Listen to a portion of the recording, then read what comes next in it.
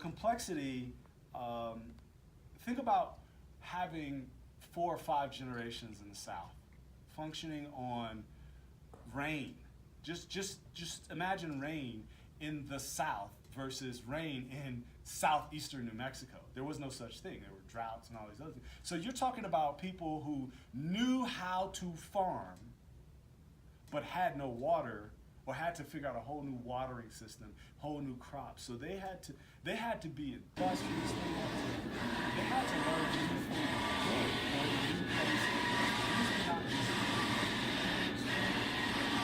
Most educated through the military. This is an extraordinary group. And so why did they want to come here? They could see opportunity in the distance between the racism of New Mexicans and no Jim Crow laws. They understood that race didn't exist. They just needed the space to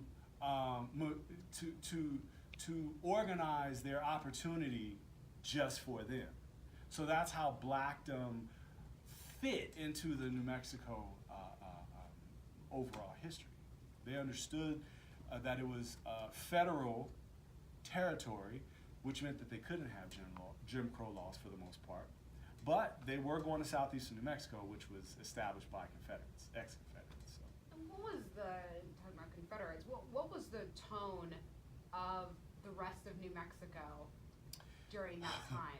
Talk about the racism and how it was dangerous for blacks. And this is the part that.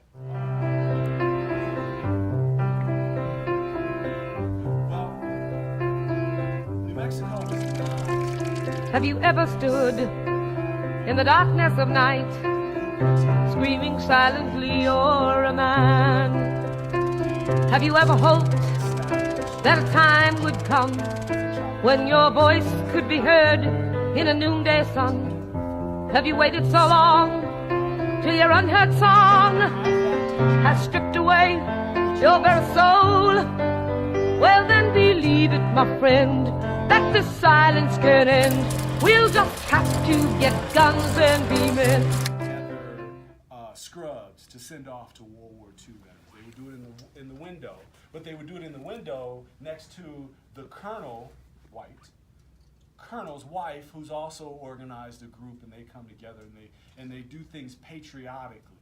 So there were both tensions. There was, oh, we're going to come together for this. But then there were also fights against the kids in school, throwing rocks and all this other kind of stuff that was racialized. So while it wasn't the South, it was still racial tensions that grew. And the more black success grew, the more the tensions grew. They didn't have the loitering laws that you would have in the South until the 1920s. Well, why is that? Because blackdom struck oil, and now you have all these black people walking around. Who succeeded where, other people didn't. And you say that these blacks still they lived in Blackton, but they also lived in other surrounding cities. Oh yeah. The regular pace of things was okay, so someone comes in from another place. Their family stays with a family that's already established. What they're doing is getting government land because homesteading, and as long as you prove up the land over in this case it was 3 years, it's desert land. So after that 3 years, you get your land and then your family moves to your land. So basically that's the basic system. What was your question? Sorry, I was going to keep getting you a long rant. Blacks lived in Blackdom, right? But then they also lived in other surrounding cities like Roswell. Right. So let's say your homestead, because it's desert and there's droughts, it didn't work. So now you, as the person who is doing all of this stuff on the land, now you go to Roswell or Dexter or Artesia, or you're a porter on one of the trains, Santa Fe Railroad, and you take that money and you bring it back to Blackdom. So while everyone was not fully engaging Blackdom on a daily basis, there was a time when they did. And you could also do things under the name of blackdom while in Roswell or in another city. Okay. If you